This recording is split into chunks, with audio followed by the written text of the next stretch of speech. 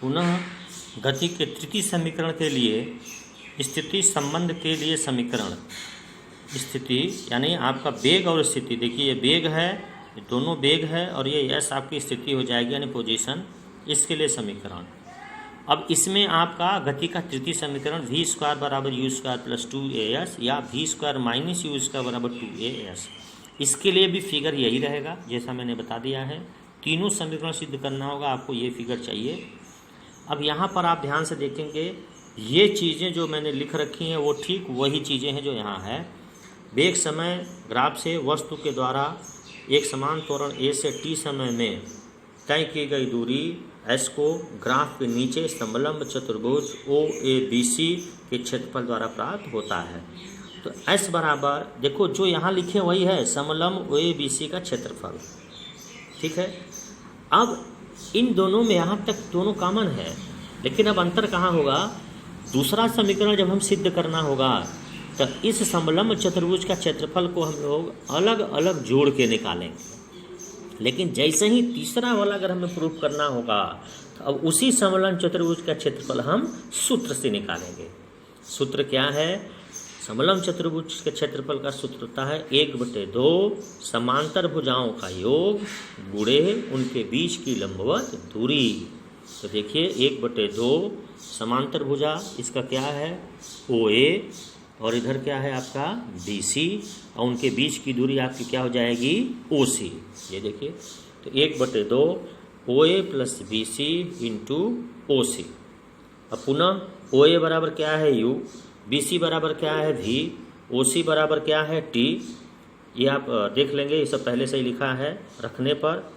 अब S का मान क्या हो जाएगा 1/2 U प्लस V बाहर हो गया T। ये इंटू है, डॉट का मतलब ये क्रॉस है, मल्टीप्लाई है। अब पुनः गति का प्रथम समीकरण, देखिए यहाँ भी गति का प्रथम समीकरण का हेल्प लिए थे, v बराबर u प्लस AT, तो v माइनस यू की जगह AT रखे थे। लेकिन यहाँ पे क्या रखेंगे, इस सूत्र को देखिए, हमें जो प्रूफ करना है उसमें t नहीं है, तो इस सूत्र में भी यहाँ तक जब हम पहुँचे इस t को हमें हटाना है। तो प्रथम का हेल्प लेंगे, v बराबर u plus AT, v minus you बराबर AT, यानी यहाँ से t क्या हो जाएगा, a से भाग दे देंगे, t बराबर v minus you upon a। अब इस t की जगह मैं ये रखने जा रहा हूँ v minus you upon a। अब देखिए 1/2, यहाँ u प्लस b था, लेकिन मैं पलट करके v प्लस यू लिख सकता हूँ, क्योंकि 3 धन 2 बराबर 5, तो 2 धन 3 बराबर भी 5 होता है। फिर t का मान v minus you upon a। अब देखिए ये हर 2a नीचे आ जाएगा। अब ये हो गुणनखंड का सूत्र होता है a plus B a minus B, क्या सूत्र होता है a square minus b square. तो v plus U v minus U हो जाएगा v square minus U square. 2a का यहाँ मल्टीप्लाई हो जाएगा, क्रॉस मल्टीप्लिकेशन, तो v square minus U square बराबर 2as या v स्क्वायर बराबर यू स्क्वायर प्लस 2as। इस प्रकार से गति का तीनों समीकरण मैंने आपको सिद्ध करा दिया। कल पहला समीकरण था, आज 2 समीकरण सिद्ध किए हैं। याद रखिएगा, किसी भी एग्ज़ाम में जब भी आपका एग्ज़ाम होगा, इस 3 में से एक समीकरण एग्ज़ाम में प्रूव करने के लिए अवश्य आते हैं, ठीक है।